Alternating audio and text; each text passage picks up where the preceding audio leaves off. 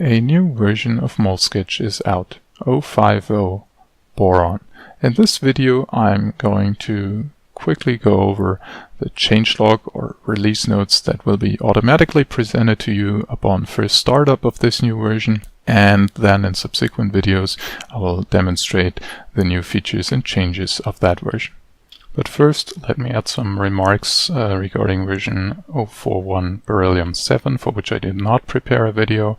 There was a new text tool, CMake builds were fixed, and also I noticed that the import of legacy, so very old version 01 something, stereo bonds was broken, and that has also been fixed in that version.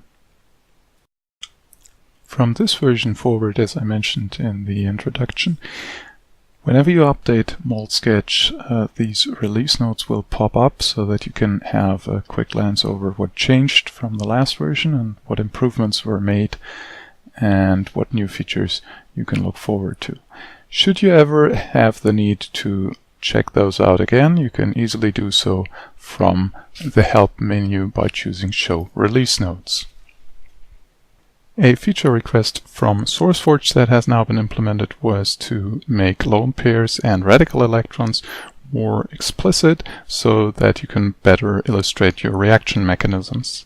In addition to that, you can now select items by type or restrict your current selection by type. That means you can select all atoms or all bonds of your selection in order to change all of their properties in lockstep. In future versions we will also see some improvements for the property window, where you will then be able to also change the properties of multiple items simultaneously.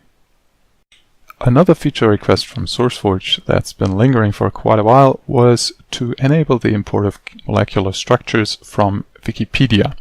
Now unfortunately it turns out that is easier said than done, but there is a Wikimedia project called Wikidata to provide the data behind or in Wikipedia through a database interface, and the ability to query that database interface is now also part of Molsketch.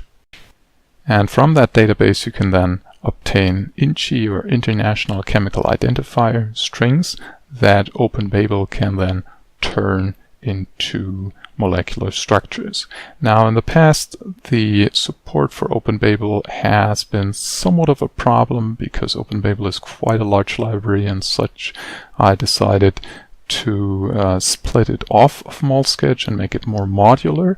In this release we have the OpenBabel support libraries in a separate package for Windows users, so that you can download them once and then use with this and probably a lot of following versions directly. For Linux users, I'm assuming that most distributions readily provide OpenBabel, and for macOS I have honestly no idea how good the support is and would appreciate feedback.